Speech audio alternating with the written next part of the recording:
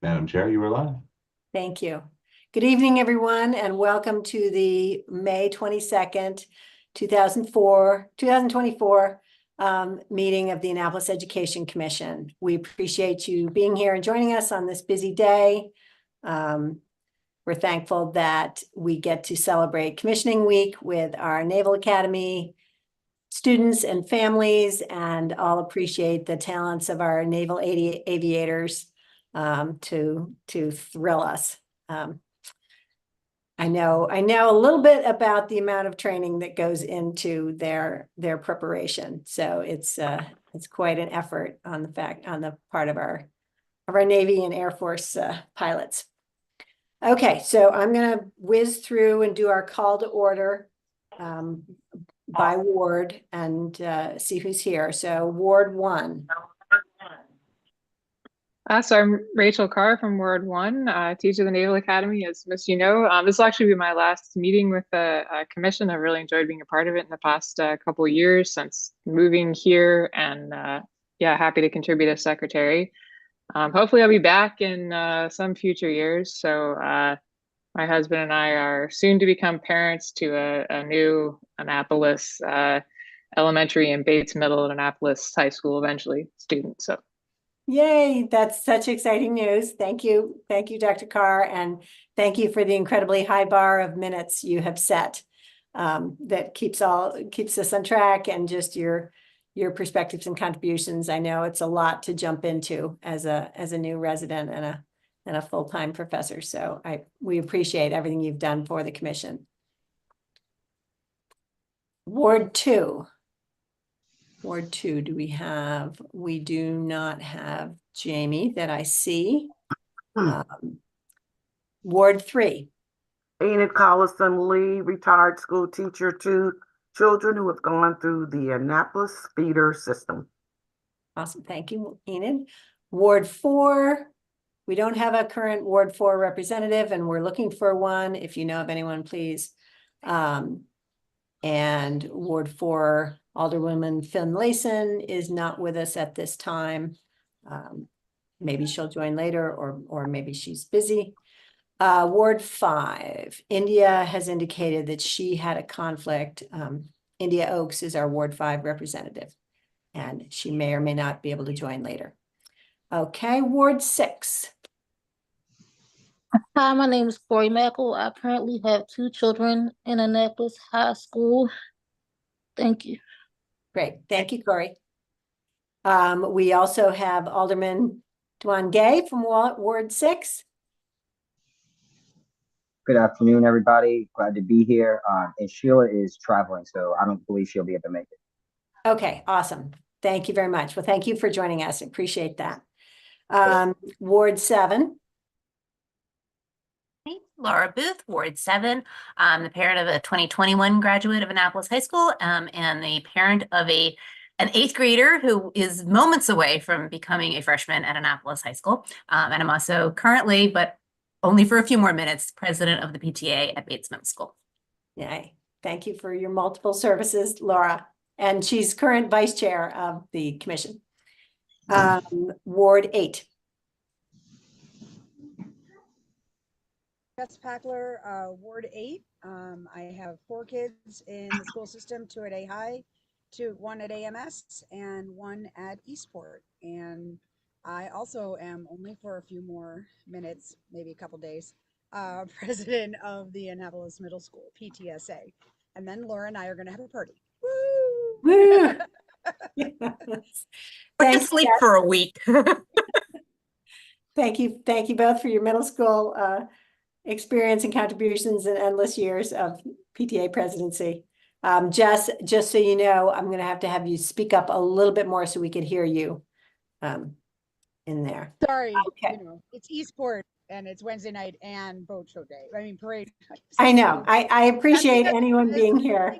Today, I think the boat shows have actually lost their title of largest in-water boat show to today. I never seen more boats from where I can see, which is only half, right? I can only see from Horn Point to Tolly Point. It was boats as far as you could see. So I saw the live stream of the entire aerial coverage and it looked like the flotilla from I've Crazy never Land. seen that many boats ever in my entire life.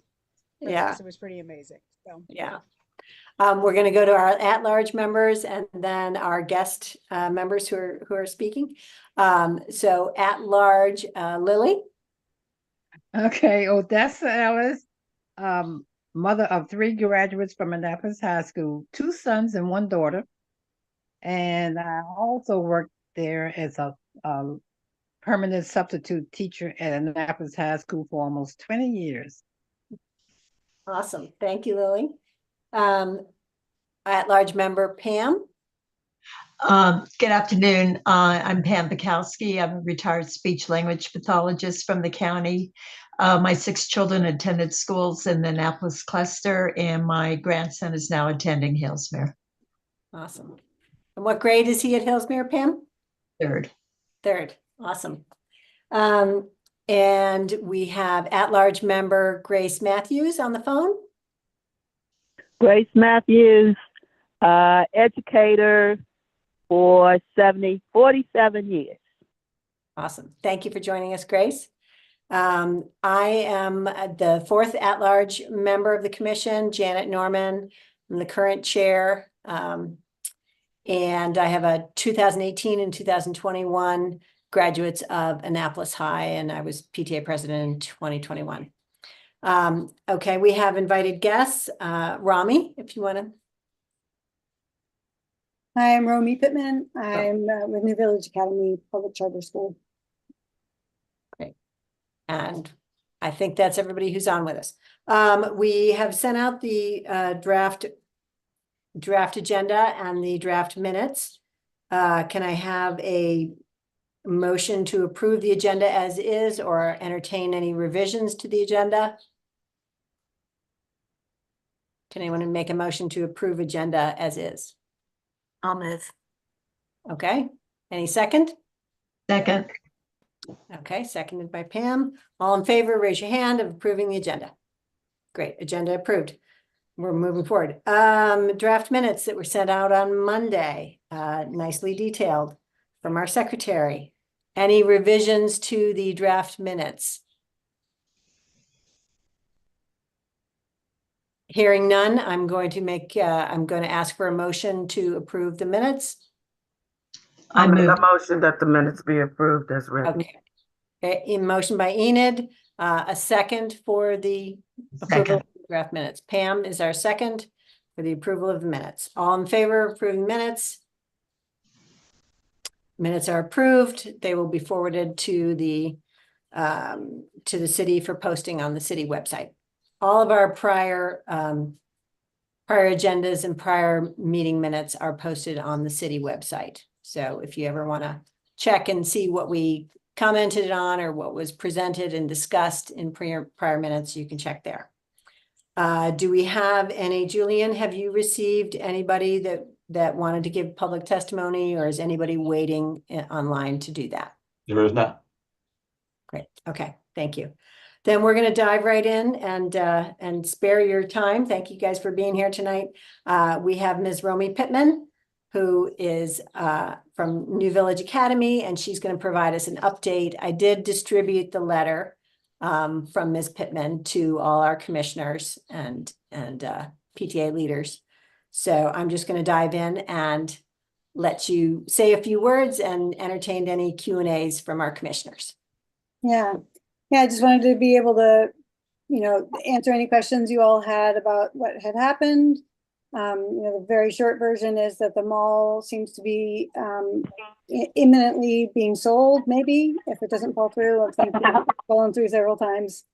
And they apparently wanted to do a due diligence period where there would be no moving parts for the lawyers on the other side to be able to, assess things. And we seem to have gotten caught in that window of 30 days when they will not be signing any new leases. We had been planning, you may remember originally our plan is, and it still is, to be at in the Lord and Taylor space starting in 2020, fall 2025.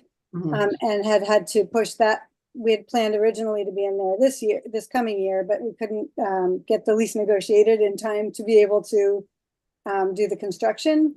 So we had to push that back, but then they offered us the Nordstrom space as a temporary location, along with 2 other places that we were considering as well, Mount Olive Community Life Center and the Olive Bet Elementary School at Hilltop and Spa Road. And so we pursued all 3 of those, knowing that any one of them could fall through, and there were all sorts of permit related issues, and there's just 100 things that can go wrong with a space in terms of it being acceptable as a school facility.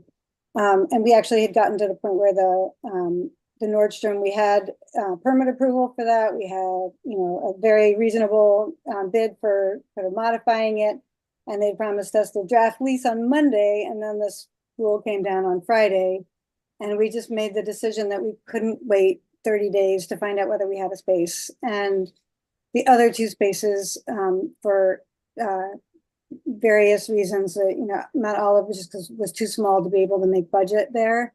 And the Olive Bet space was, we felt like we were going to lose too many families. We did a survey of the families who were enrolled and did not have enough people saying they were able to get there to be able to make it work in such a short, we probably could have made it work if we had 6 months to recruit and have people know in that area, but we just couldn't do that so quickly. So here we are with this decision to push back a year, which families have been amazing about it. 89% of them said they are still interested for next year.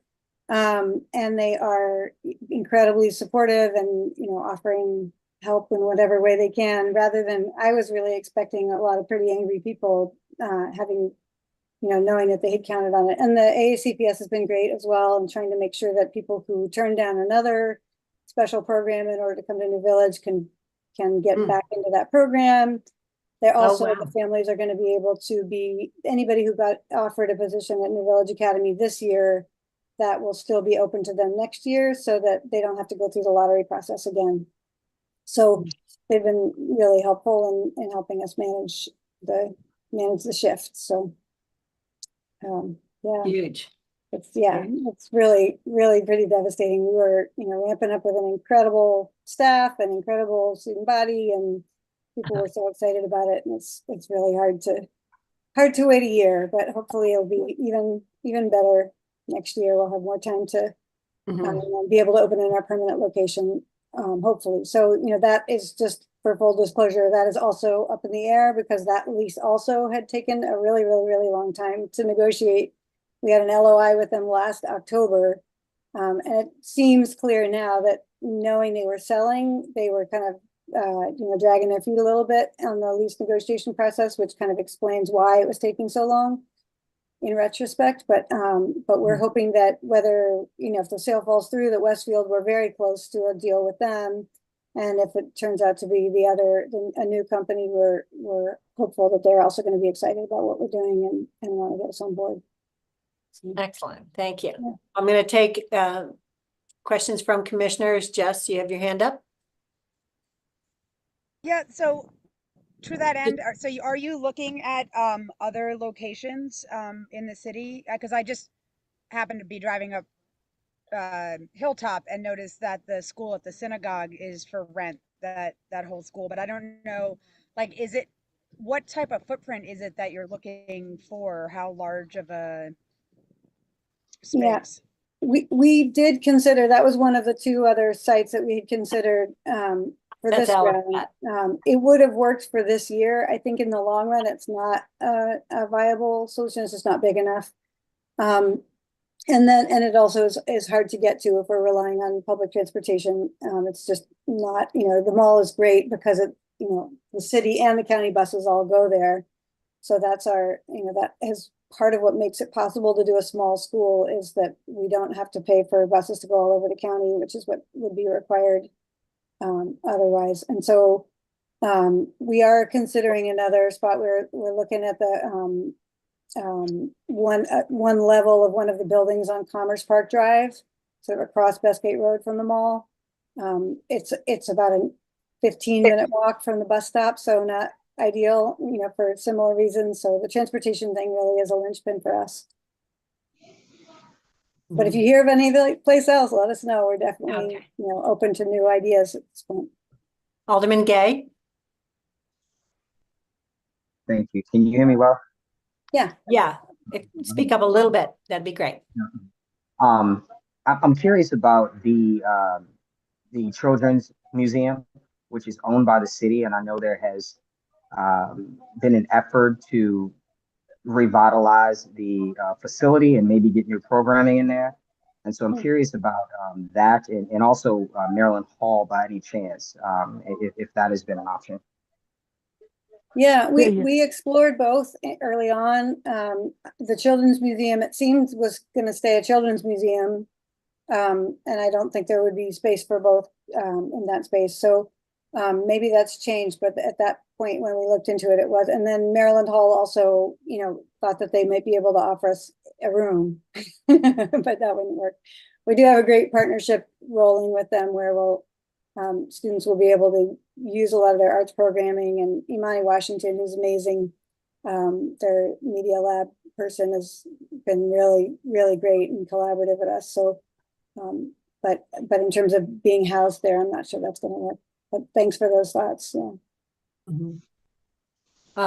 So I know that in the letter that you wrote, explaining all the steps you had gone through, you explained that the Aleph Bet site on Hilltop was the transit time from the mall using public transportation through the city would have added an extra 25 minutes to get down that corridor to Aleph Bet. And with transfer time and then bus schedules and existing bus schedules and stuff. So I know we're going to talk about it later, but the city is going through their transit development plan. And I hope all our members can express, concern that we need to get our students all the way across town. We need to get students everywhere, and we just need some improved transit to be able to make things like this happen. And it's just to piggyback off that, I think, one of the things we were kind of hoping is that there would be a little bit of a kind of symbiotic, the transit system needs riders in order to justify more routes and more, more service. And so, having our students relying on public transportation and getting sort of fluent in it, I feel like is an opportunity to sort of build a culture in the city where people are more comfortable using it. It was interesting. There were a couple of students who said they wouldn't come to New Village Academy because they were afraid to ride the bus. And so that was another side of it, is building people's confidence that it's safe and user friendly. And we had plans to have Marcus Moore come out and do a training with students to just, about how to do it safely and how to behave on the bus, which is another issue. But yeah, we're really hoping to build that capacity in students to be able to really navigate public transportation and start to use it more. Okay. Jess, did you have a question? I just wanted to say that I think that's great. That is something that Director Moore and I have spoken about, and I've spoken about with some of the different schools, well, because currently field trips for buses are so expensive. The budget at Annapolis Middle, I think, is something like $17,000 to $20,000 for field trips alone. And so we were exploring whether we could use a lot of the Annapolis cluster field trips are in Annapolis. They go down to the State House, or they go to Chesapeake Bay Foundation, or they, somewhere all within our cluster, and whether we could start utilizing public public buses to do that. And we were told that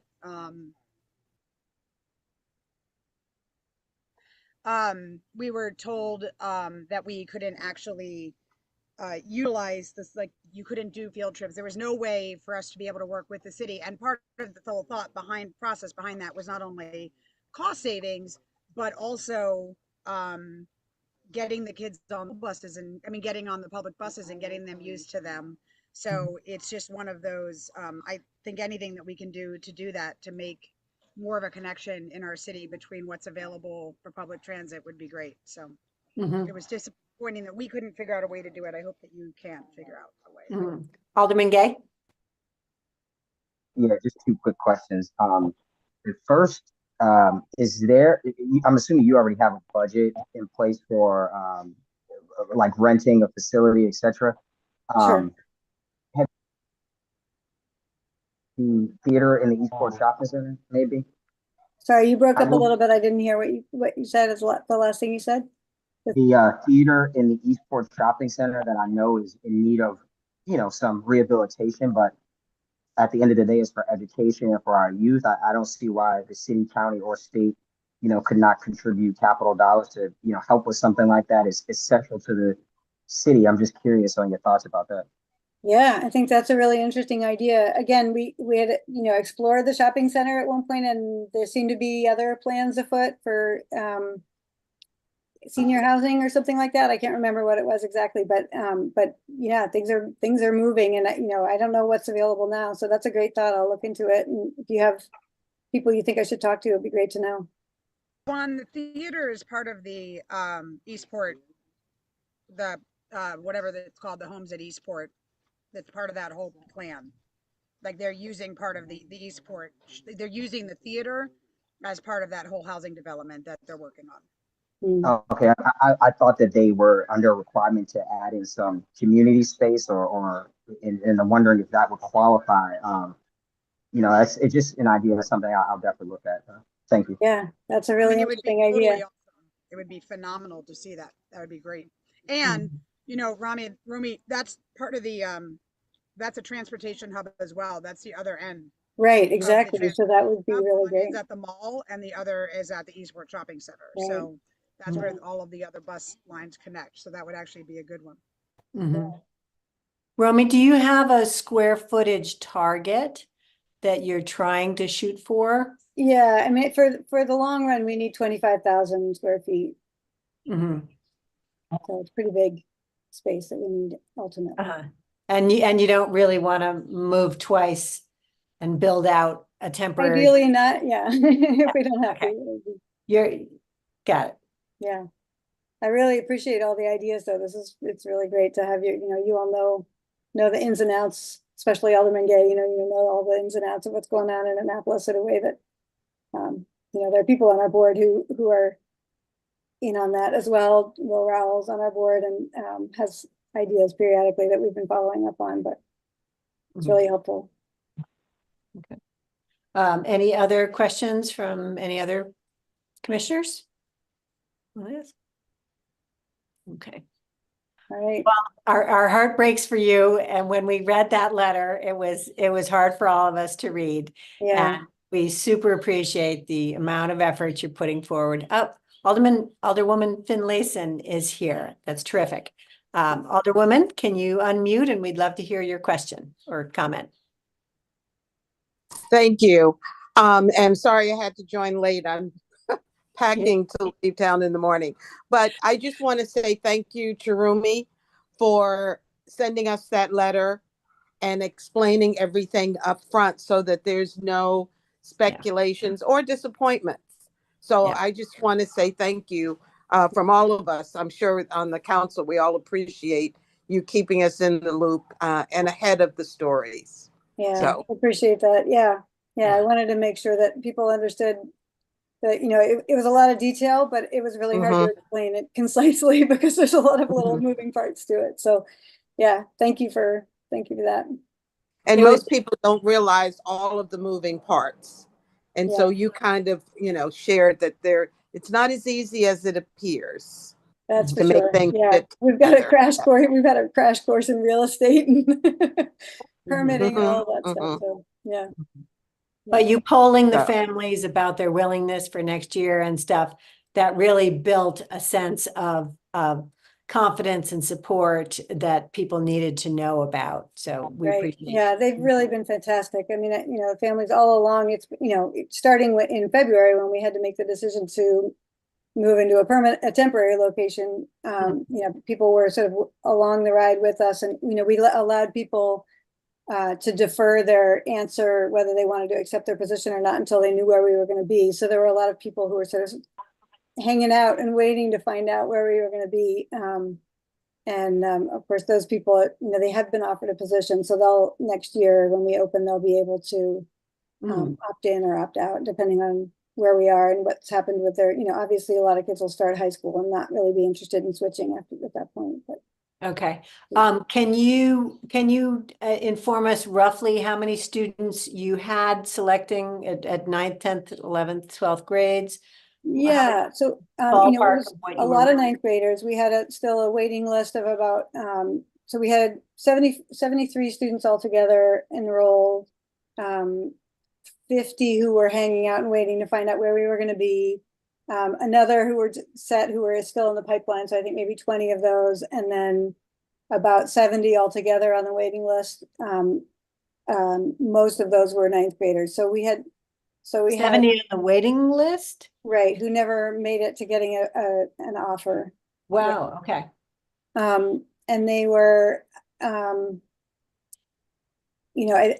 I know that 9th grade was the largest group, and I think we had maybe 40. I don't know. I can't do the breakdown right now off the top of my head. I do know that we had at that point about it was about 55% Annapolis students, about 55% African American, about 30% Latino, and about 17% special education students. And so we were expecting that in this later phase of enrollment that we would get more Annapolis families who were not necessarily thinking about it during the lottery period, but would be interested over the spring and summer. But of course now that's going to have to start over next year, so okay, we'll keep spreading the word. Yes, we will. Laura, you had a question. Yeah, I was just wondering, I'm glad that you're holding spaces for the students, but what about staff? What about faculty that you had lined up? Is there going to be a lot of turnover? Are you back to kind of square one, or are some of them flexible enough that, people need to work? Some of them are still interested. Yeah. So I was actually pretty fortunate, and we only had 3 people who had accepted positions and had said to their previous employer, sorry, I'm leaving. One of them was able to stay. They hadn't filled a position yet. The other 2 were not in schools, and they're hoping to get placed in another in Arundel County school.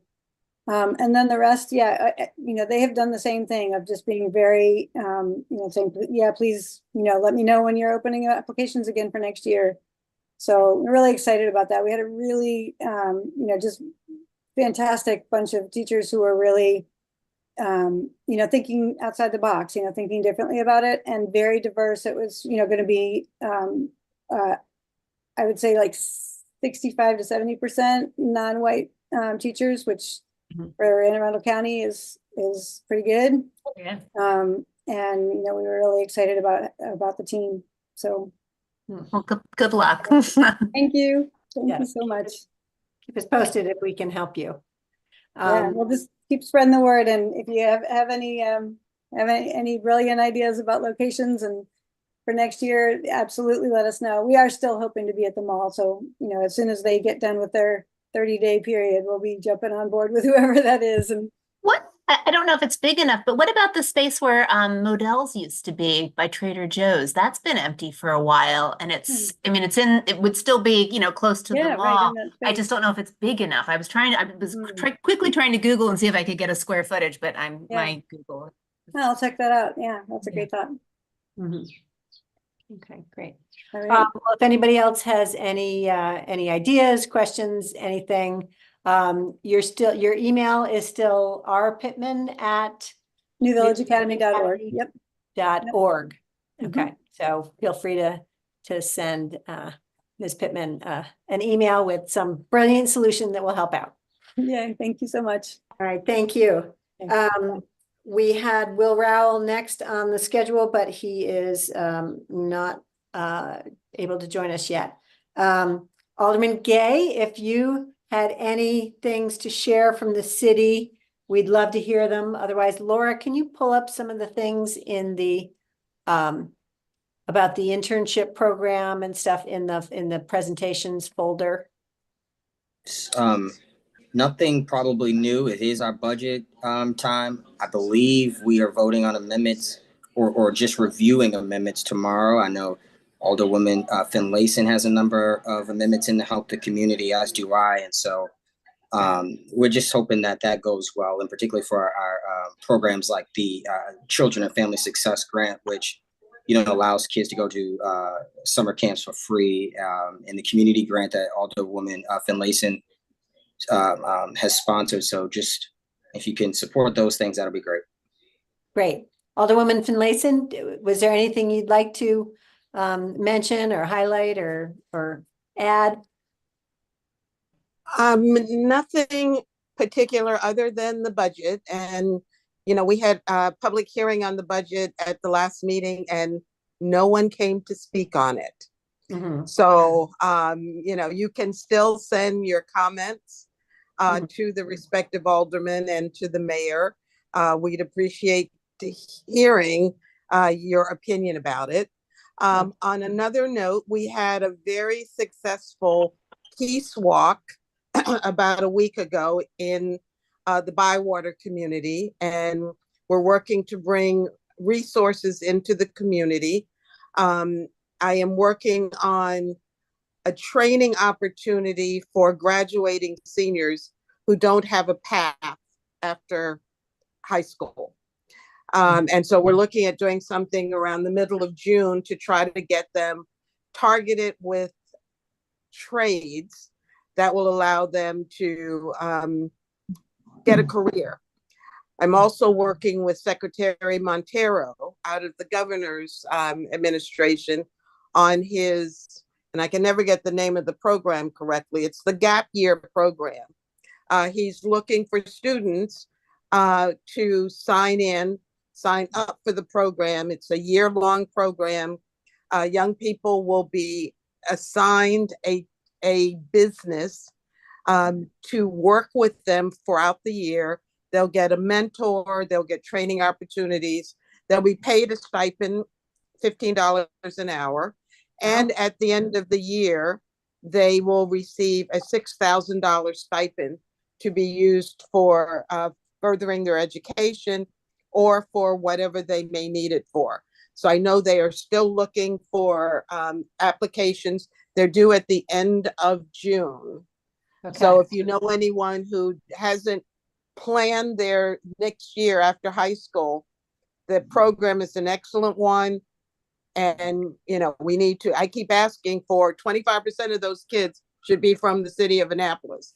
I don't think we're making that target yet, but please share that information with your young people. If you have a flyer or a contact link or a website that we could share, the Annapolis High Community Facebook page would be a good site to promote that on. I think the parents who are just realizing, what is my child? My child got through graduation.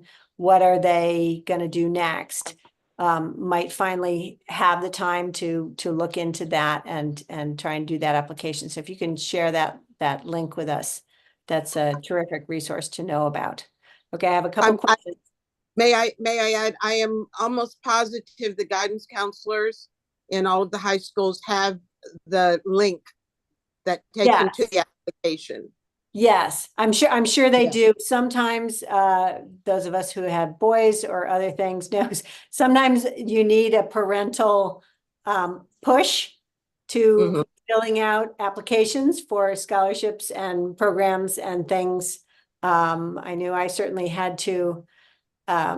So having the parents know about things that they can talk to their kids about, I think is one of the biggest ways we use that community Facebook page. Like you can't even have the conversation with your kid if you don't know this program exists. And we know that the counselors are working hard with their 1 to 310 student ratios that they have. So the more we can spread the word and get the parent and supporting adult community to know about it and know the deadlines and know the benefits. We'd love to see that. So 2 hands up. I'm going to go to Odessa first and then Enid. Okay, Alderwoman Finlayson, Is there a way that we can look into, because you mentioned trades, can we start looking at the elementary school and get these students prepared for VOTEC South, or try to get them ready, because it seems like the majority of the kids, once they get to middle school, they don't qualify for these programs, VOTEC or Apex or whatever. So can we look at the elementary schools in the Annapolis area? The Annapolis kids seems to be lacking in trying to get a trade or a skill or something like that. Well, I know that Superintendent Bedell has this as a goal. And I know that in the elementary schools, they do career type opportunities and that kind of thing. But Odessa, you're absolutely correct. We need to start getting those kids in elementary school thinking about career options. And so I will mention it to Dr. Bedell to make sure that he's reaching down into the elementary schools to actually expose those young people also. Middle school is not a bad time. They can't sign up for VOTEC until 8th grade. So there is a window of time. It's the middle school kids that kind of lose their focus. And then when those limited spaces open up in the high school, they don't apply for them. So, we can't discount the middle school kids and pushing them into those opportunities. Okay, I was told that the requirements or the qualifications to get into VOTEC, most of the kids, especially the kids that, in these impoverished neighborhoods, they don't qualify because they may have already been suspended or have discipline BIP or whatever. So that's the reason why I think we need to focus on the elementary to get them prepared for middle school so that they can qualify for VOTEC. They do have an exploratory year also that precedes their actually going into the vocational program. So, getting them into, and that program is an after school program. And a lot of kids don't want to do it after school. And that's where they need to be encouraged to get in that exploratory program. And then they will be pretty much assured a seat when the 9th grade class begins. Mm-hmm. Mm-hmm. They used to have a summer camp at Cat South, and a CPS discontinued that. For kids who wanted to try it for a week, try welding for a week, you got to pick 2 trades to give a try, and a CPS discontinued that, which is unfortunate for our cluster. I'm going to go to Enid next, and then Laura and Jess. Yes, I just want to know, Sheila, where is this information on the city website or where? Because as a youth leader and a youth advisor at my church and other organizations, I'd like to have that information. Which one are you talking about? The GAP state program. I'm sitting here now searching, trying to find my message. Dr. Patero and I text back and forth, but I can't find his message. I will find it and send it. Okay, if you could send it to the commission email, I'll make sure that all the commissioners get it. Great. Thank you. Laura, you're next, and then Jess. I just got a question while you were talking earlier, and basically said that it's great to see the Peace Walk take place in the Bywater area, and they asked if the city had similar walks planned for other neighborhoods that have been affected by violence. And I can answer that, and I'm sorry, I meant to mention it when I spoke of it a few moments ago, but I've been conversating with a few of the pastors, and they definitely want us to move it to other communities. So that is going to happen over the summer. Wonderful. Thank you. Mm-hmm. Okay, Jess? I wanted to say that the middle school, Annapolis Middle School at least, has been doing a lot of career things, and Alderman Mason, I can't remember, we had talked about this a couple months ago, but I can't remember whether you were on the meeting or not, but one of the things that is routinely missed, both, and we've been trying to figure out how to get it more incorporated, is, Annapolis is maritime. And we don't, Cat South doesn't really have doesn't have much of a maritime program.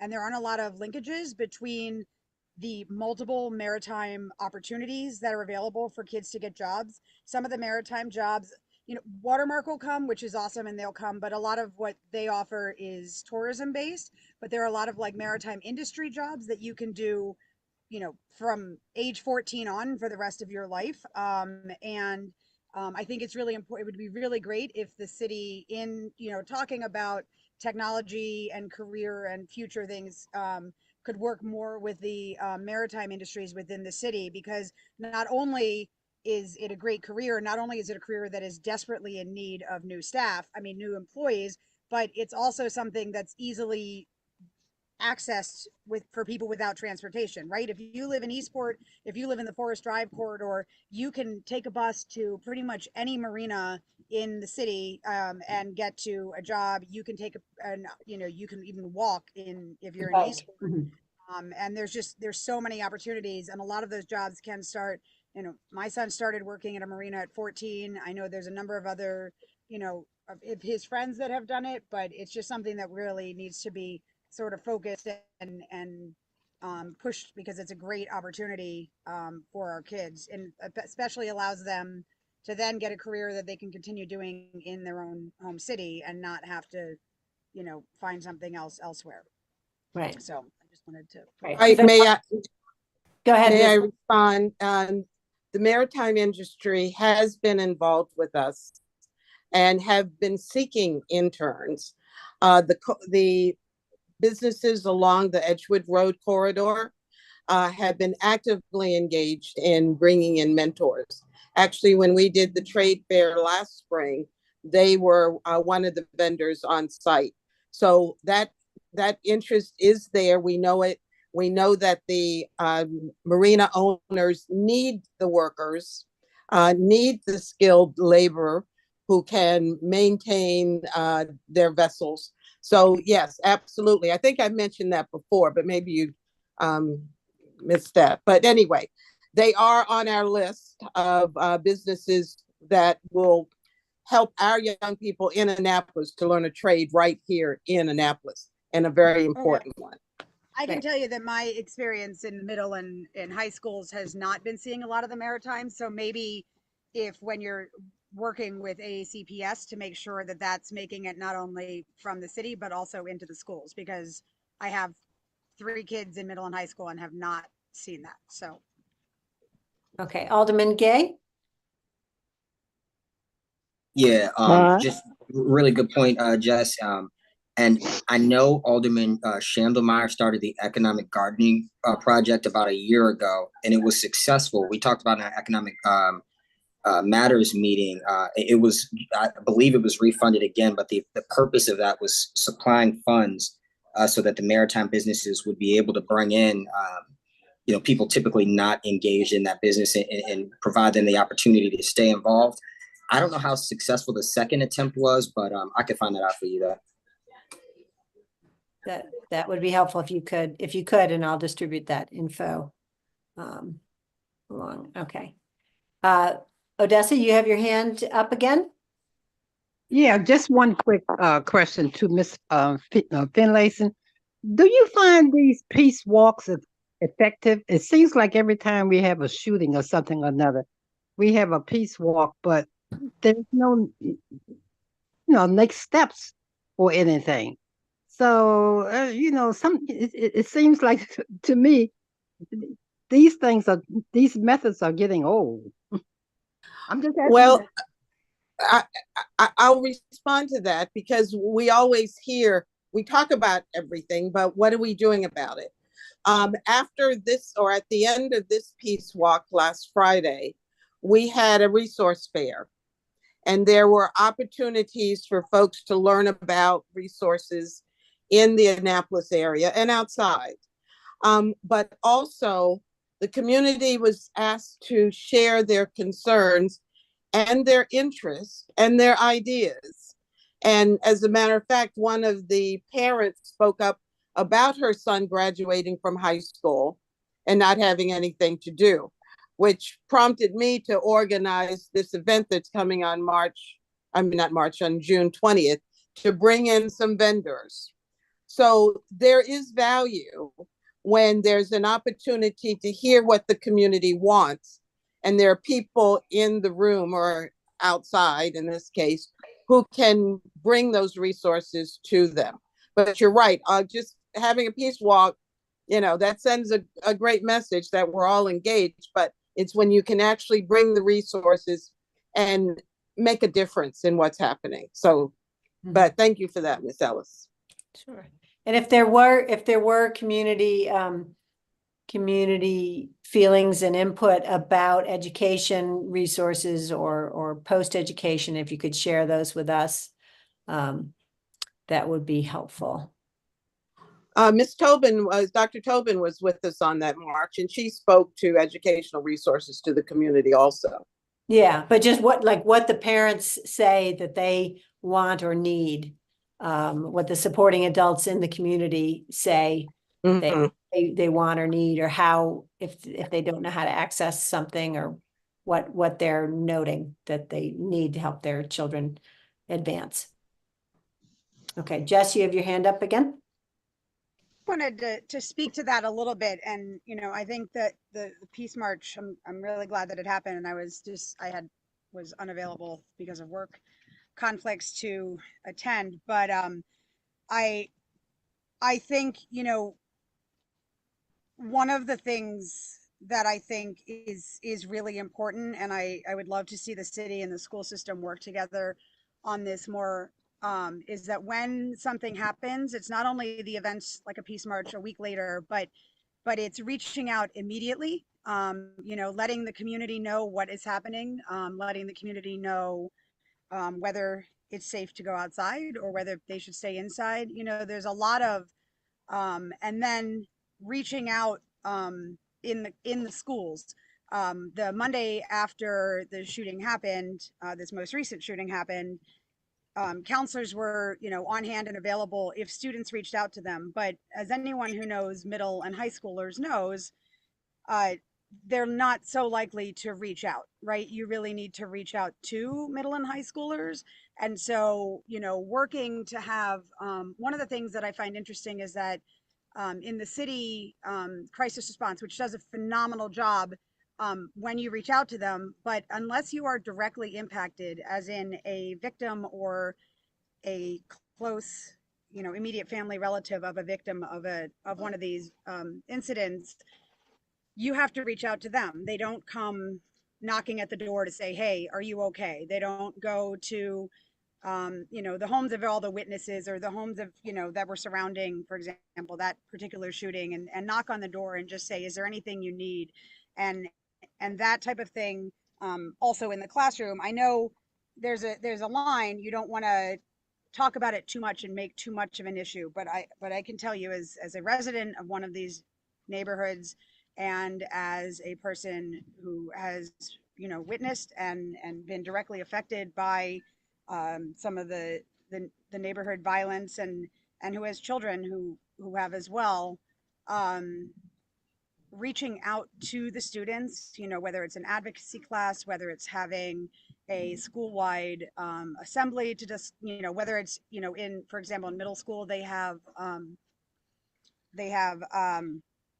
a class in the morning that I'm completely spacing on the name of right now, but basically like their homeroom, whether it's something in their homeroom where everyone, has a discussion about it, or whether it's a school-wide assembly, but then also reaching out to the parents and saying, these are the resources that are available. These are the things that we can give you to help, because, it's also really difficult as a parent to be able to know what to do or what to say or how to reach out to your children when that's happening.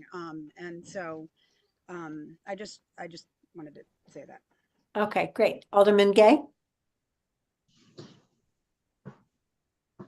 Yeah, you're spot on, Jess. And one of the reasons that is, and I've put an amendment to change it, but it's failed twice now. The city does not have a crisis response team. We give, I think, close to, I don't want to give the wrong figure, but it's substantial. we give that to the county's crisis response team, and they're supposed to operate between both jurisdictions. The problem is that the county is so large, and the staffing for crisis response is so small. They don't have an opportunity to respond to everything in a timely manner. What I'm hoping is in this budget, and you're hearing this early, one of my amendments is for a penny raise on the property tax. Mm-hmm. It will provide substantial funding, up to $900,000. We need to expand our Office of Community Services. We only have one social worker, and we have several what were interns for my internship program running and managing the programs under that office. And so I think 3 of us on the council have submitted amendments to help expand the Office of Community Services. And I just think, I know people may get mad at the idea of a small increase, but we don't have the funding to pay for staff. And so, we need that funding. And I think the first place it should go is OCS. That, I agree with you 100%. Mm-hmm. Alderman Gay, when is the budget vote? And would you be able to forward your amendments to the Education Commission so we could distribute and support if people wished? Sheila, could you help me with this? Who's on the Finance Committee? Is the meeting tomorrow all of our amendments or just the Finance Committee's amendments? All of our amendments, my understanding is all of our amendments will be presented by the Finance Committee so that we will know exactly what they did with them and what their recommendations are for funding those things. And then on I think it's the 3rd is when we actually vote on the amendments. The full council votes on the 3rd of Yes. June. Okay. No, yes, we vote on the 3rd, but the meeting on the 10th of June is when we actually vote as a body on the legislation that is our budget legislation. Okay. All right, so get your communications into your city council and your mayor's office and your county council about many of these important resources that our students are in need of. Laura, you have a question or a comment? I'm just trying to share my screen. Serve.maryland.gov. Thank you, Alderwoman Finlayson. Just sent this to us. Is the place to submit for the service year program. So she just sent that to us. That's for the state. Great. Say that again. So it's serve.maryland.gov. Maryland.gov. Okay. And we'll publicize that on the Facebook pages. Terrific. Thank you, Laura. And we'll make sure people know about that deadline. Okay. Thank you, Alderwoman. Great. While we have a quorum, if we have encapsulated that discussion, Romy, you're going to take off for us. Thank you so much. Thanks for being here and sharing your news. Thank you all. Can I ask one quick question out of order? Sure. Would you consider a student member from Ward 4? We have previously. Absolutely. Yeah, we previously had a student member from Ward 4. I have somebody in mind. I'll see if they're interested. Okay, Yeah. great. So Hillary Raftovich from the city is our commissions and boards process person for all nominations and stuff. So she knows the process. I'll send that to Romy so that she knows who to I'd love contact. to see a permanent student member as a whole, like an annual student member. Jess, I would love to see a student member, as we've discussed and as was. We have anyway, I would love discussed. to see yeah, We have student discussed member. the pace of city appointment does not allow that to happen in a fast and functioning way. So I feel like we should maybe figure out how to get past the dysfunction of city government to make what's best for our commission.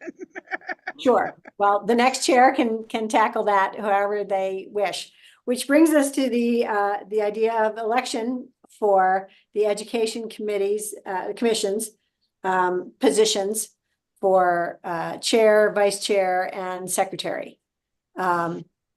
Those offices are open for nominations. So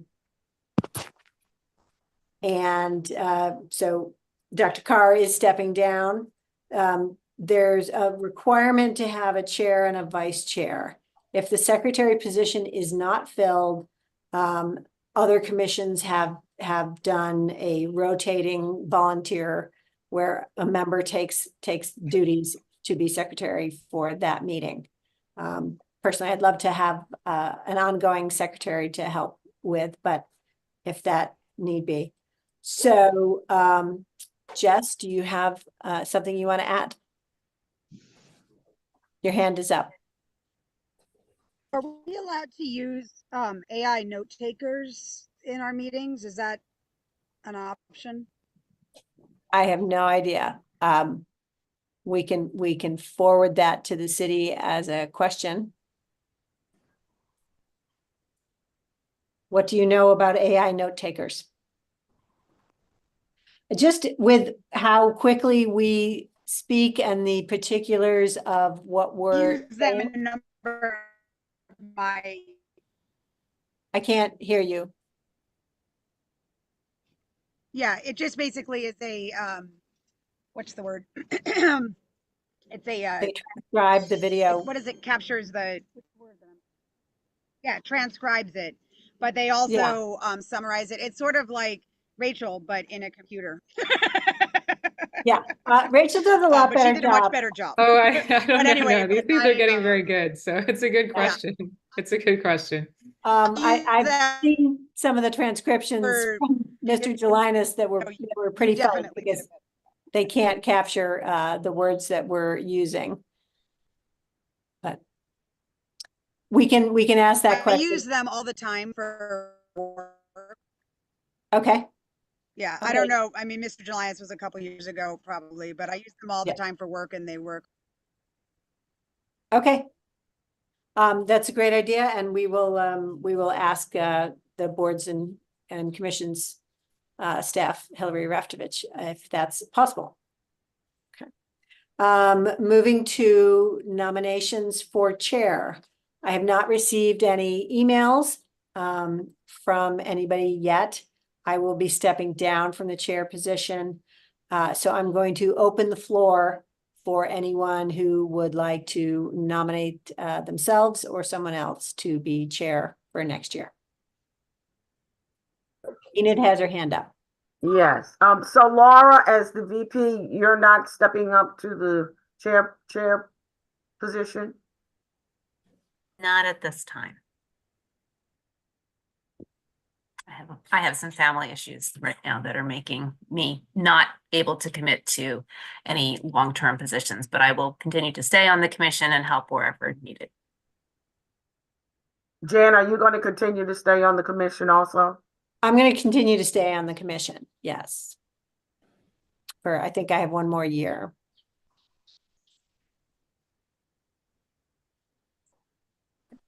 Laura, what is your feeling or current perspective on the vice chair position? Because vice chair is a little easier because I step up as needed and not on a monthly basis. So I could continue in this position. Yeah. Okay. All right. So is it possible to have co-chairs? Alderman Gay or Finlayson, do some of the other commissions have a co-chair that you know of? I would think I think it would be possible. Because Pam Bukowski, I had asked her earlier about being the chair, but she has something once a month too that doesn't allow her to do it. So if we could find out if we could do a co-chair, maybe that would help both Laura and Pam to fill those very important positions. I don't recall anything prohibiting us from doing that. And if you decide to go that route and we find something different, then we change as needed. But if that's the will of the body, I would think that we could move forward with it. I don't think Laura was volunteering to be co-chair with what she has to handle at the current time.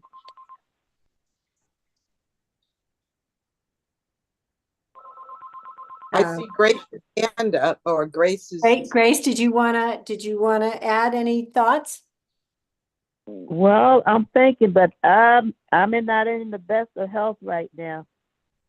Okay. So I don't think it would be a good idea to volunteer because I'm having surgery a couple more weeks, and I don't know what the outcome's going to be. Okay, we wish you well and healing with that. Okay. Thank you. Yeah. So I talked to Hillary Raftovich about this today, and said, what do we do if we don't have someone who steps up at this meeting?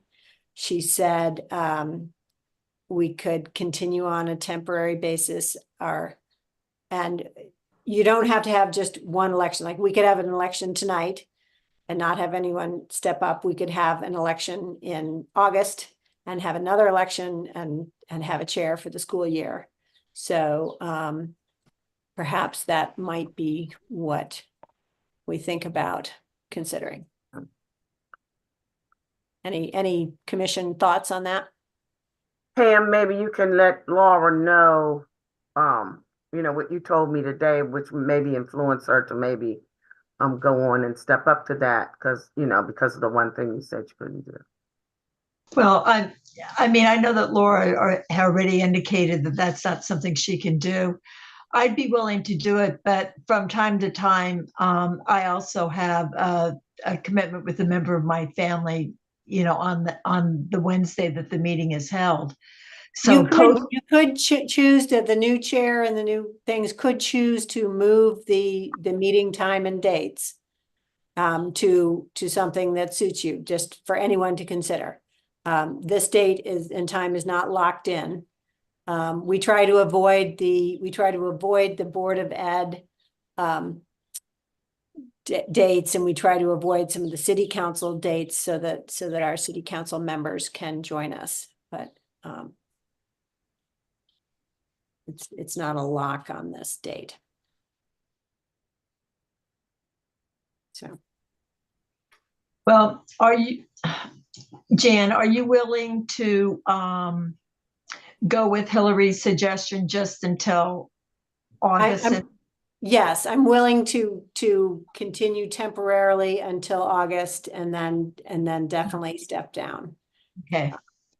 So if we don't have a solution right now tonight. Hearing no other, do we have, so we're going to put the election for chair on hold. Do we have a nomination for vice chair? I nominate Laura. Do we have an acceptance of the nomination? Or do you need to think about it?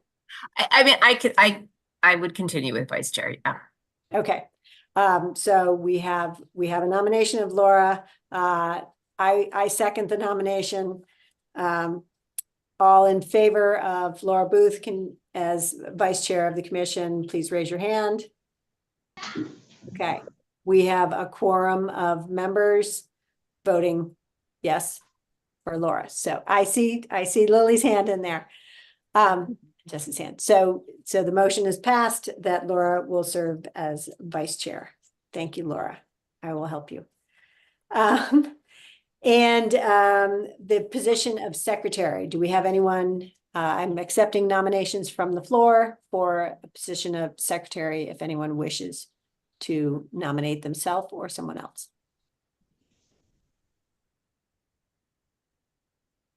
We can use AI. I could do secretary. I just have I can't. If I can't use AI, then I can't. Okay. So we will look into that and ask. It's probably a good potential, and then we can re-elect in August, Jess, if that's if that's feasible for you. Is that feasible? Okay, we have a thumbs up there. Sorry, yep, that's feasible. Awesome. Okay, moving on from elections. I just want to mention, I sent out to you, Mr. Moore had sent us the focus groups being held by the city's consultant for their city transit development plan.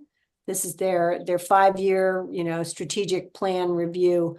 I would encourage each of you to contact that consultant and submit your name to be included in the focus group. If anybody needs me to resend that to you, it was sent out by the Annapolis Education Commission. If you just search your email for transit development. But just even if you have time to submit, I think it's a pretty short survey from them, and submitting any comments you want, and they could follow up, or you could just do a one-time comment. But I do wish more people would weigh in from the education perspective, even if you want to weigh in about the postponement of the new Village Academy because transit is difficult. So I encourage you for that. Communication with Dr. Bedell's office. I was invited as the chair of the Education Commission to go in and talk to Dr. Bedell next Wednesday, May 29th from 1:30 to 2:30. And I would welcome any of your ideas of the most pressing topics. He's also going to have his administrative team there with him. So we would love to know what's most pressing for you that you think we should communicate with Dr. Bedell for the needs of the Annapolis cluster. Okay.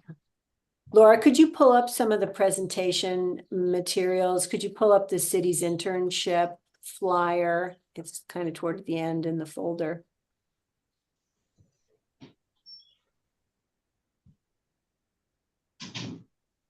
I wanted to make sure we've shared this on the AHI community Facebook page. And I sent it out to commissioners. So the internship program, I sent out the link. And we want to make sure that people submit an application in time. So I think for the 17 to 23-year-olds, the deadline is May 31st. So please help anybody you know submit an application and get that. For the younger age group, the 14 to 16, it was the following week. But, tell them the deadline's the 31st anyway, and maybe they'll get it in. And it's a paid internship if you have an 8th grade, an 8th grader, a rising 9th grader who is looking for a summer job. It is a paid internship, which I think is a great opportunity. Yes. Alderman Gay and then Odessa, if you want to weigh in. I would just, please pass this around. One of the issues that we ran into last year is that we're not able to capture the audience that we really, really wanted to starting this. So that would be helpful.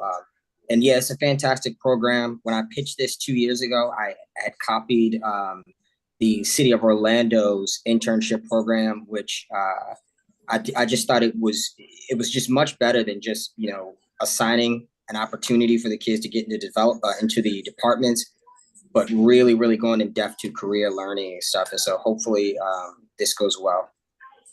It is a terrific program and such an eye opener of things they could do and pathways into, I'm a 33-year federal employee and the stability of a government job and the opportunities for learning and training and movement within that is really nice to be exposed to. So Odessa, you have your hand up. I didn't realize my hand was up, but I'll speak. Oh, okay. So what's the question about your meeting with Dr. Bedell, and what should we discuss? Yes, any priorities that you want communicated with him and questions and stuff. Okay. Well, I spoke on at the last board meeting about the what's it? The TSAs, the ones that are the ones that are aides in the classroom, but they don't get benefits. Uh-huh. So I spoke to the board about that. That was Okay, just a thank you. Uh-huh. Which, Because you know what date that board meeting was? it was last Wednesday. Last Wednesday, okay.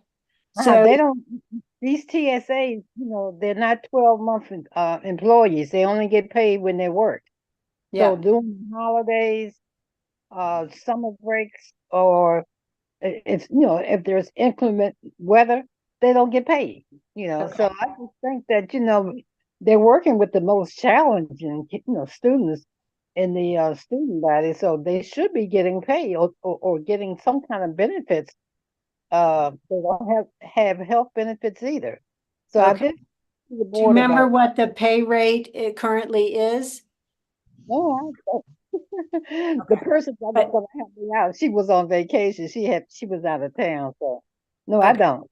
Okay, But so I you're advocating for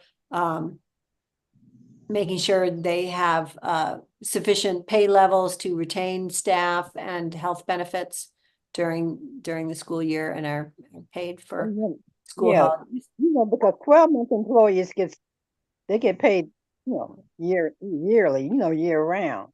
But the TSAs, they don't get that type of salary. They only get paid when they work.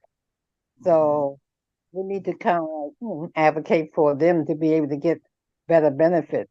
Right. It's less likely to be able to extend their contracts from 10-month to 12-month, because I was talking to Dr. Tobin about this, and the number of employees that the cost of them extending people to 10 to 12-month contracts is very high. But if we could advocate for better conditions for that contract period.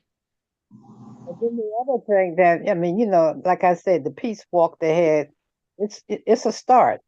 But we need to get really, really serious about what's going on in these neighborhoods.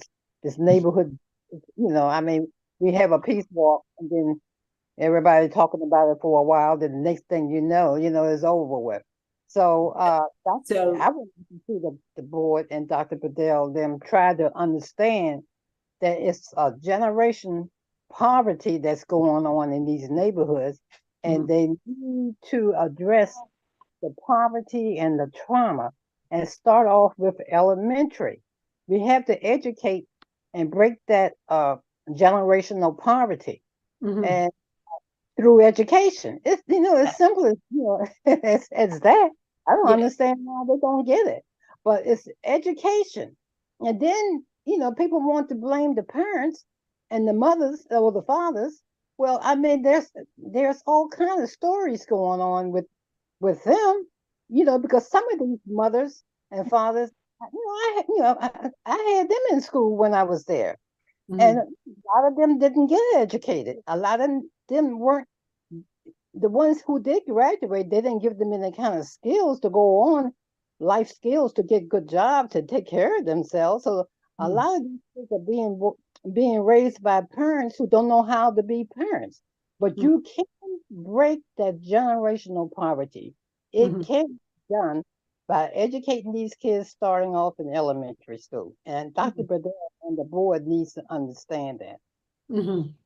So having the ongoing support of these supporting adults in the TSAs and stuff is a crucial part of that, of helping the kids navigate. To come up with some kind of program or something in the elementary instead of suspending and expelling. I know kindergarten is being expelled from elementary. Come on, damn, that's ridiculous. Why would you expel a kindergarten? But that's being done. And that doesn't make sense to me. We're supposed to be a country of equity, but there's a lot of inequity in Annapolis. I know people who are from Baltimore teaching here, and they're telling me they're not coming back. They say that they can talk about Baltimore all they want to, but Annapolis is a unique, unusual experience. Okay, thank you. I'm going to go to Jess and then Enid. I want to say 100% Odessa to everything that you said.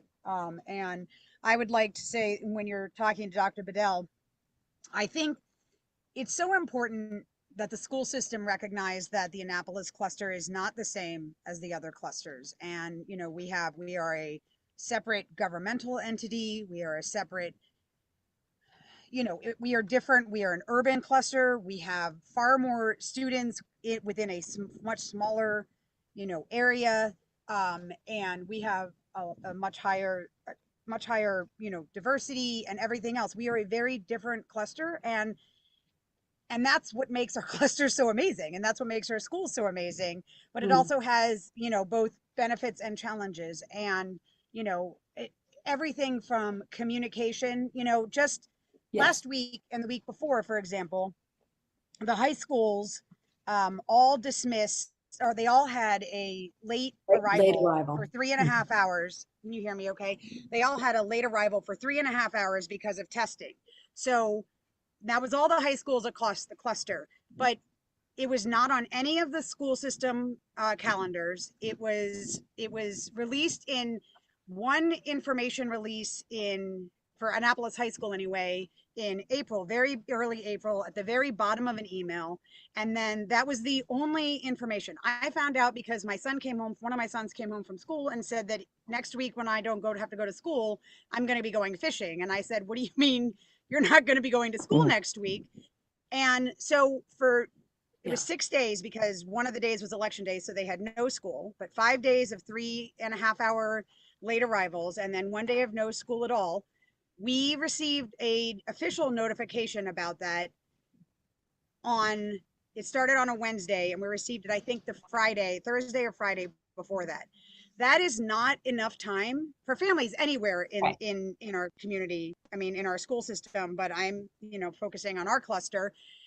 Most of our families many of our families, myself included, don't have super flexible schedules. I can't just say, okay, I'm not going to be able to go to work for 3.5 hours in the morning. A lot of our families also don't live in communities where it's safe for students to be home because the parents have gone to work for 3.5 hours, 6 days in a row, or, you know, 5 days and then 1 day of no school. Some of our students are not responsible enough to be left alone for 3.5 hours in the morning. And many of our students didn't have to go to school for that time. And there were no alternatives offered. If you didn't want your child, if you had to go to work and you didn't want your child at home, it's not like you could send them to school and they could be in the library or do anything else. There was nothing offered. There was no communication with the city. You know, it wouldn't have been a hard lift to reach out to Recs and Parks and say, you know, we're going to offer this, you know, when school's out, we're in type program that they offer when school is out. But none of that was done. And those are the types of things, you know, just sheer better communication in general, better communication in general about the Annapolis cluster. You know, there's all these great things that happen in the Annapolis cluster that aren't put out through AACPS, you know, communication things. And so people, all they hear then is the negative things, like the reason for the Peace Walk, right? The Peace Walk is a positive thing, but they hear the reason for the Peace Walk, and they hear about fights, or they hear about this. And if there's a way that we can work on improving the overall marketability of our cluster, because our families and our kids, they need to be proud of the schools that they go to, right? And they need to be able to say, yeah, I'm really proud of the schools. Not like you just said, Odessa, not like I'm going back to Baltimore because it's, you know, and a lot of that really is not the accurate, what's being said and what's being told is not the accurate picture of what's happening in our school buildings. And our school buildings are doing great and amazing things every single day. And that word isn't getting out there. When I reached out to the school system about this, I was told that it was basically up to the Education Commission to do a better job of, you know, spreading the positive things, and that we don't do that, which I find completely false, because every one of our meetings, we talk about all the things that are happening at the schools and the great things that are happening. We do, So, but we're not paid staff, like volunteers.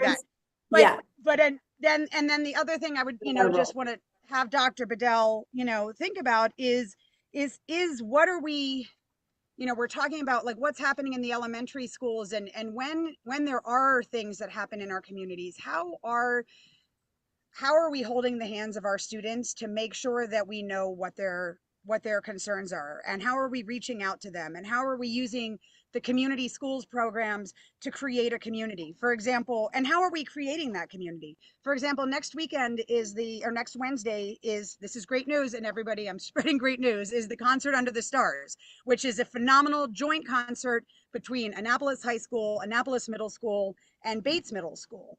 And it is outside, and they have a battle of the bands that takes place in the auditorium, and then all of the different music programs from all the different schools work together and they perform together, and it is a showcase of the things that are happening phenomenally in our schools in the music program. But unfortunately, there are 3 elementary schools who have their spring concert scheduled at the same time, and when that was brought up to the school system at the very beginning of May, when I first learned about it, the answer was, sorry, we can't move any of those concerts, too bad. So now, not only do those elementary school kids not have the opportunity to go to the Concert Under the Stars, which is supposed to be a showcase that all the schools are invited to, but also anybody, like the Packler family, for example, who has students at Annapolis Middle in band and Annapolis High School in band and Eastport Elementary in band, has to choose which student, you know, are they going to go to the Concert of the Stars and see the middle and high school kids perform together, or are they going to go to their elementary schools concerts, right? And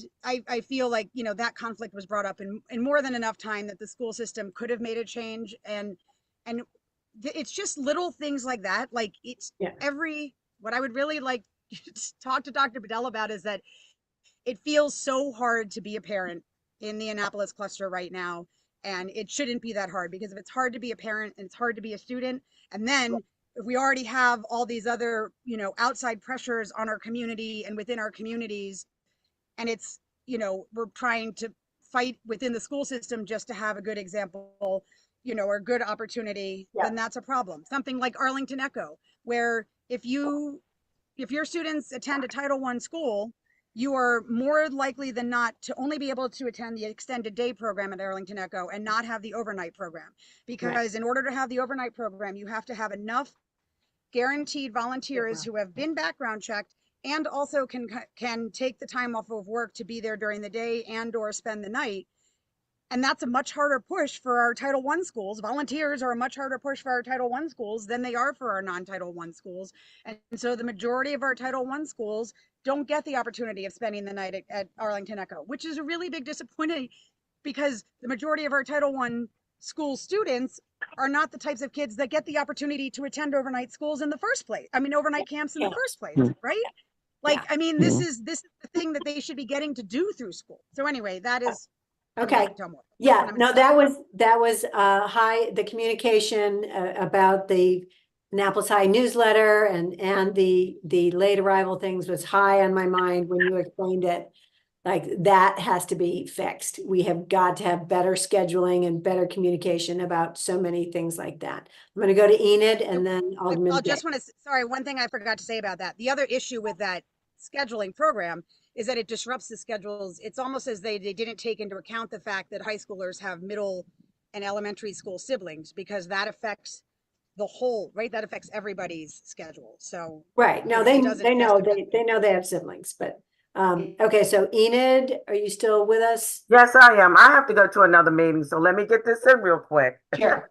One of the things I think you talked about earlier, like we have Cat North, Cat South, but like Mrs. Ellis has said, we need to do something here in Annapolis because it's so unique. And yes, we know that kids from this area do go to Cat North and Cat South, but in middle school, I think the program that you all were saying, that summer program, I think that's something that's excellent to be brought back. And I also think that we need something year round for the kids, because I understand it's so difficult. Number one, I remember Jeff, who used to be our chairperson, talking about how hard it was for him to get his son in. It's number one, it's difficult. Number two, there is very limited space. Why can't we have a Cat Annapolis or something? Yeah. So what was explained to me a couple years ago from Mr. Mosier was that it's very difficult to get staffing of professional trades teachers, because if you're a welder and you can make, you know, $50,000 over the summer, you're not going to be volunteering to work as the trainer in the summer. So getting the faculty to be able to do it was one of their big limiting bottlenecks. I still want to ask, I still want to push on that. Yes. Still, if any of the unions can do a volunteer, even if it's a shortened course, like my sons took the 1 week course that just exposed them to welding, carpentry, marine things. So whatever we can do to get that exposure, I think we need to keep pressing on. Okay. I agree. I'm going to go to Alderman Gay, unless you had another thing. Enid, did you have any? No. Okay. Thank you for being here with us. Alderman Gay? Thank you so much. I'm telling you, the more I'm listening to this commission, I'm like, I need to stick around a little longer because there's so many things happening. Yeah, but to your point, just really quick, I know school ends in June. If we could do maybe a dinner under the stars with these schools, because I know that we are trying, they find entertainment all the time for the Wednesday night dinner under the stars. It'd be great to have the schools do that, you know, one night. And so, I mean, if that's something you want to work on offline, I'd be happy to do that with you. That's a great idea. I love that, because then it would also get the larger Annapolis community to recognize, like, hey, we have musical excellence in our schools.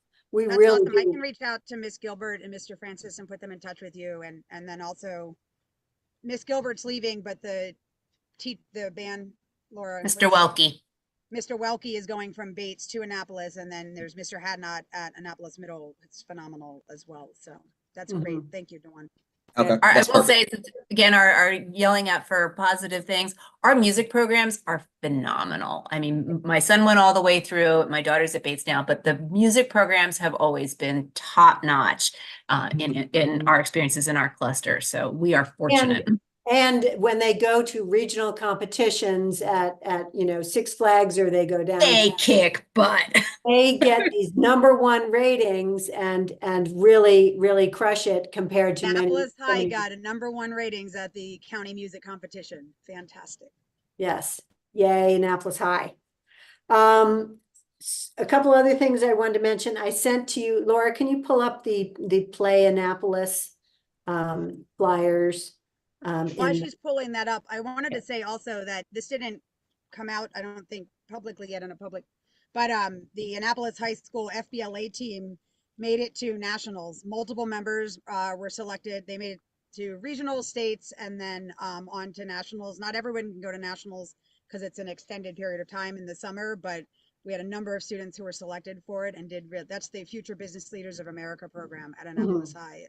Really cool. And one of the neat things about that is that it has kids from all of the different areas of Annapolis High School. There are Apex kids, there are IB kids, it's a club that encompasses the entire school. So it's a really great program.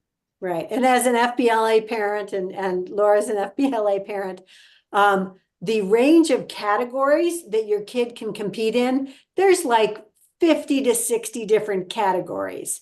So pretty much anything they're interested in, there's a category to compete in that. Literally something for everyone in there. It's really cool. I was staggered at how many different things you could do in there. And FBLA has been really, really strong. Thank you, Ms. Eisenhower and others and the FBLA team at Annapolis High, but they have been perennially a great, strong club and one of the largest clubs in Annapolis High. So Laura, do you have the Play Annapolis? Yes. So put this on people's calendar, May 29th. The Boys and Girls Club turf is the turf field behind the old Bates and the Bates Heritage Complex where the Boys and Girls Club is.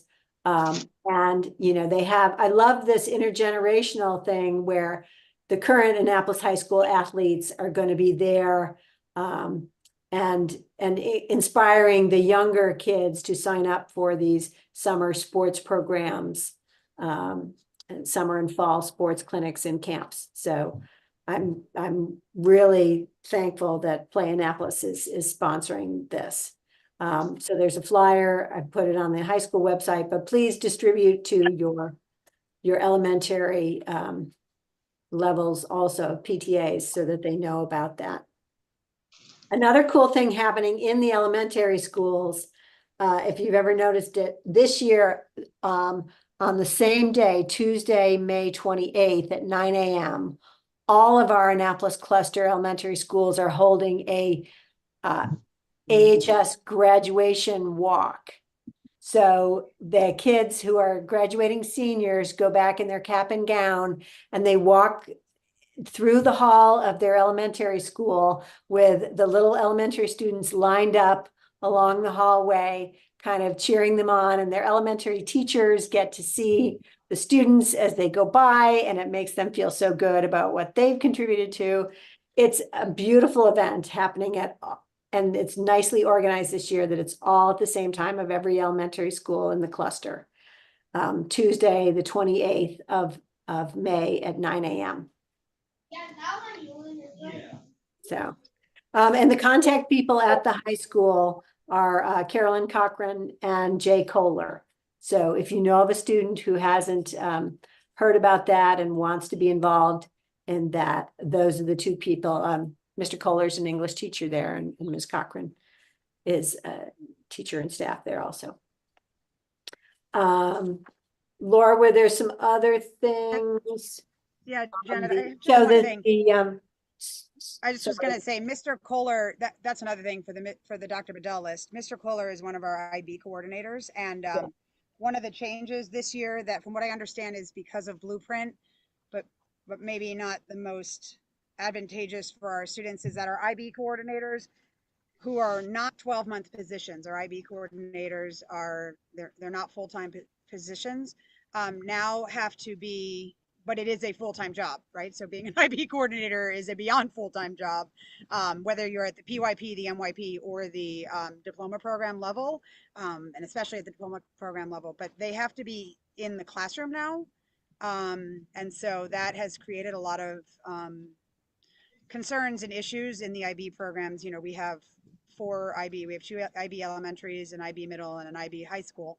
And that is something I would love to see, either if an IB coordinator can become a 12-month position so they can use the summer to do what they used to do when they're in taking care of their classrooms, or if somehow we can not have that requirement that they're in the classroom, because it really is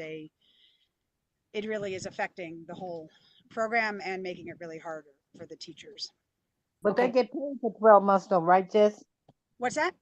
They get paid yearly 12 months. But No, they may not. they're not. They're the 9-month positions.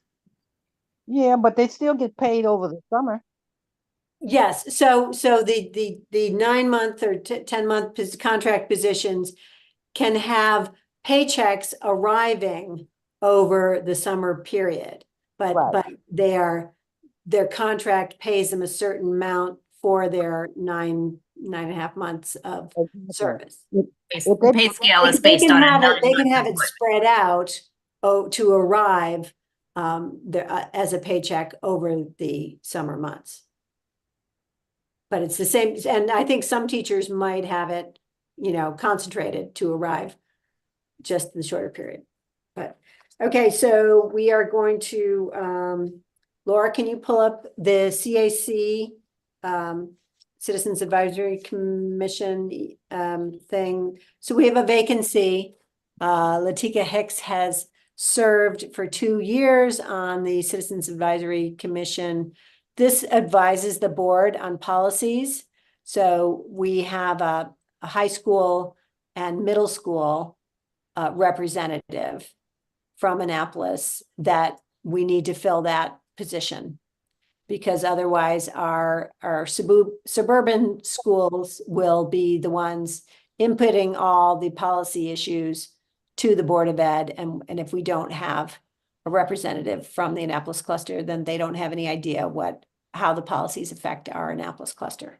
So if you know of anyone who would be willing to serve, the CAC reports each month to the Board of Ed, and they review any policies under revision, and they supposedly bring issues up from the cluster to the CAC.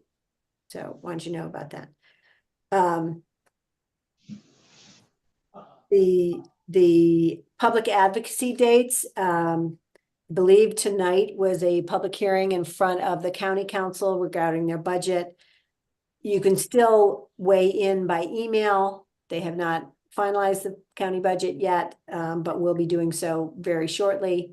So please weigh in to the entire county council regarding the 5% COLA for our teachers and our staff. It's the custodians, it's the TSA, it's other staff members who, you know, are really in need of that 5% COLA to retain their services.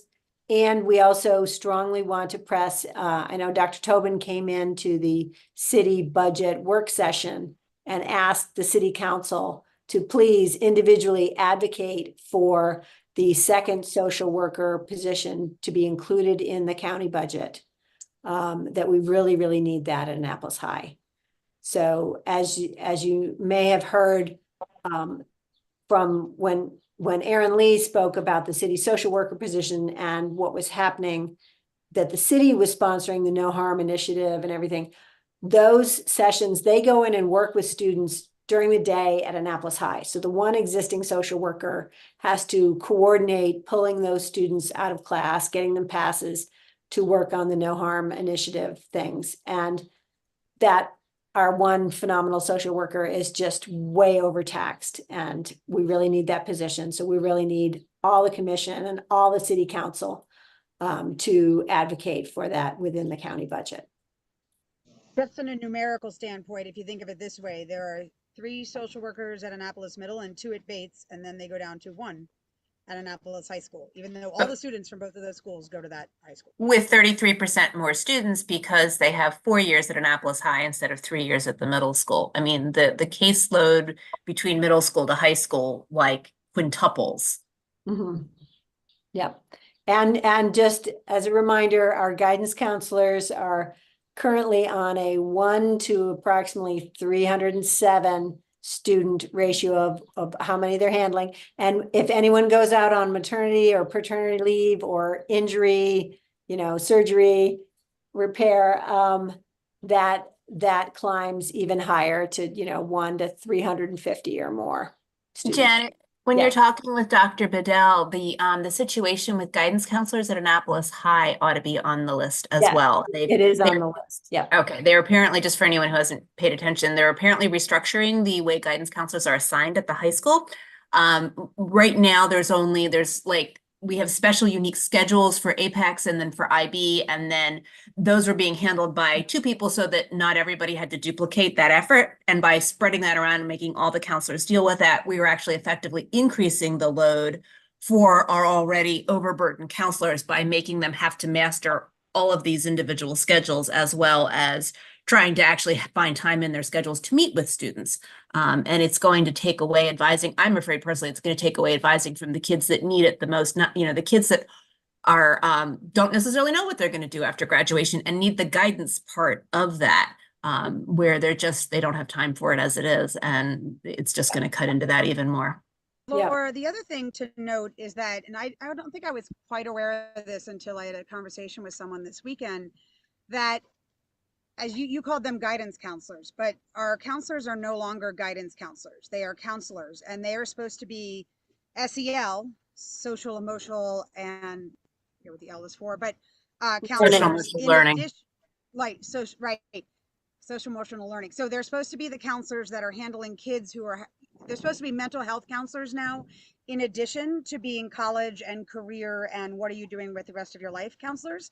And we don't have sure you graduate with classes counselors. Right.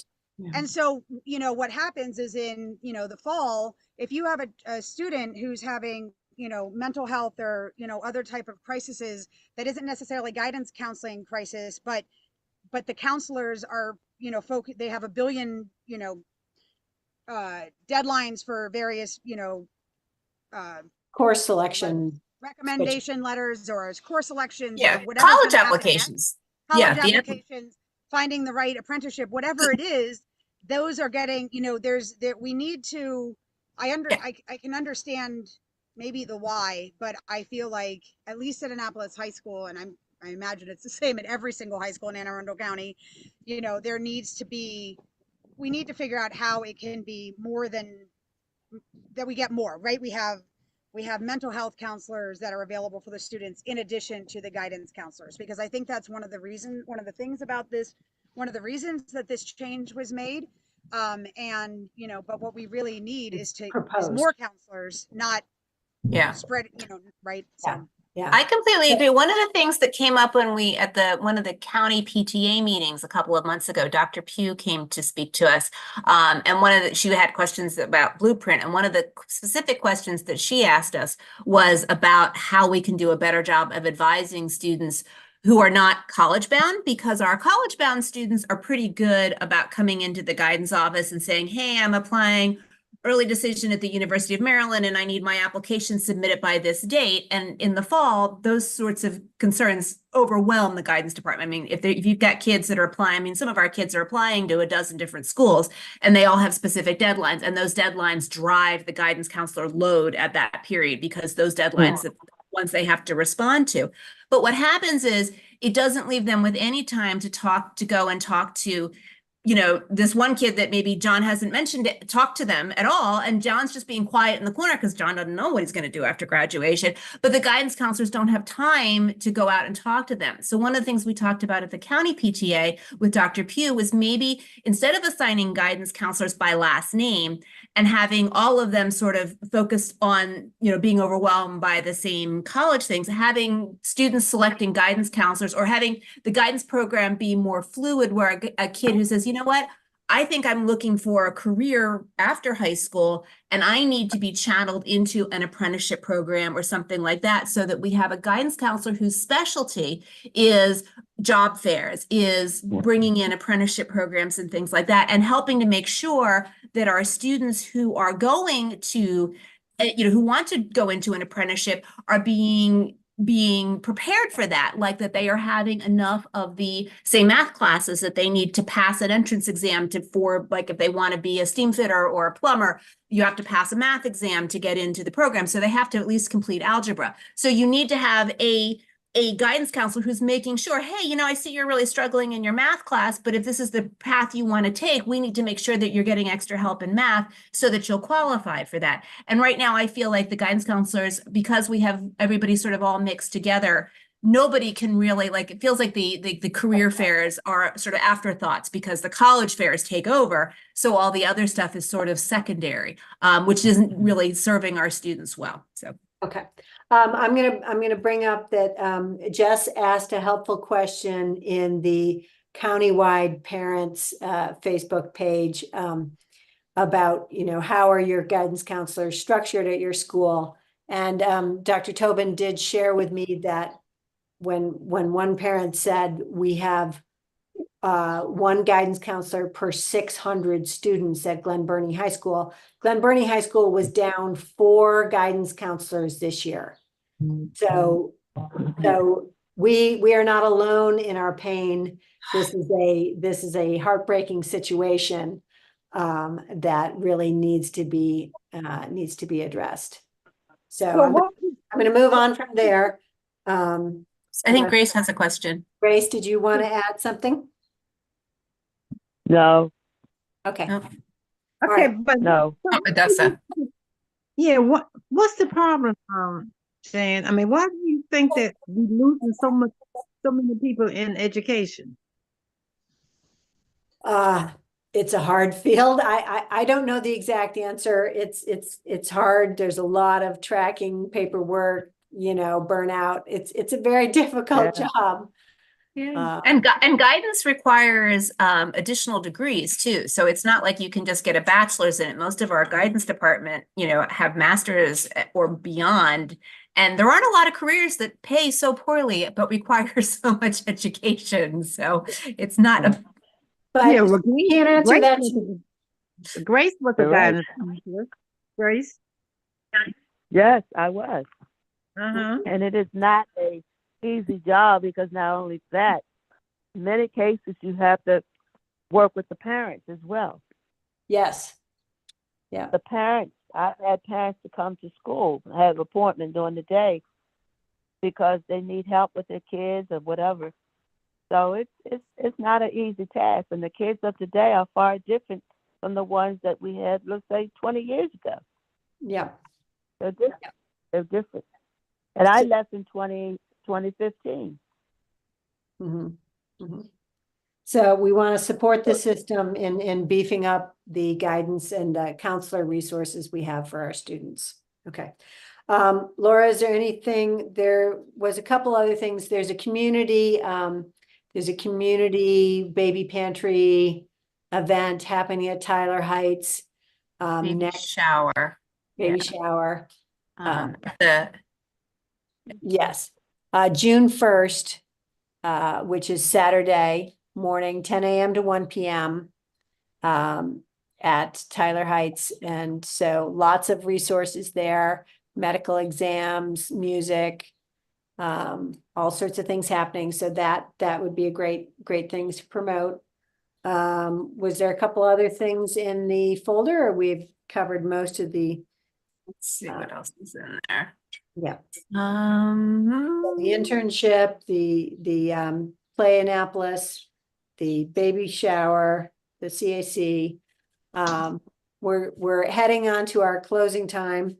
Policy, the policy Yeah. meeting was the only other thing. Okay, so Give a shout out to Annapolis High Junior Tyler Womack, who was voted the Boys and Girls Club Student of the Year, and he's also a standout player at Annapolis High football, who has already received offers from I think it's Naval Academy, and then I think Boston University, at least one other college. So, but he's already received as a junior an offer from the Naval Academy. So shout out to phenomenal Annapolis High School student. Yay. Yes. Congratulations, Tyler. So where does he live? Grace is asking where he lives. He grew up in Eastport through elementary school, and then Bywater. Okay. All Oakley right. Street area. Yep. Yeah. So for new business, as we have done in previous summers, I'm proposing that we take June and July off from Zoom meetings, but we will continue to be sending you information by email throughout the summer for you to share with your communities, share with your people, share with your schools. And I'm proposing that the next meeting be held Wednesday, August 28th at 6 p.m. by Zoom. We will later in the year get a release of the back to school nights schedule. And so if there are a number of back to school nights scheduled at that same day, we will change it. For right now, Wednesday, August 28th, 6 p.m. Zoom is our next meeting, and we will have an election for the remaining officer positions. I thought we only took off July. I didn't realize we took off June also. In previous years, we had taken off July and August, and then started up in September. I think we're behind the ball if school is starting in August and we don't have a meeting till the end of September. I think it loses a lot of momentum of helping people out with the beginning of the school year. Oh, no, I definitely agree with August. I just thought we also met in June. I thought we only took off July. That was what I was saying. That's actually what I thought too. I thought we met in June. We did last year, but I'm proposing, I'm not running a June meeting. And if anyone wants to step up to be chair, you can run that June meeting. And, but for right now, there's an August 28th meeting. Contact Annapolis Education Commission at gmail.com. If you wish to join the commission for our vacancies of Ward 1 and Ward 4, and you wish to serve in any officer positions. I'm going to entertain a motion to adjourn. It is 7:56. Pam has a motion to adjourn. Any second? Laura is a second. Nope. Great. Thank you all for your contributions. Thank you for the ongoing communication. Thank you for what you're doing for our Annapolis students. and have a wonderful summer. Thanks, everybody. Thanks, night. everybody.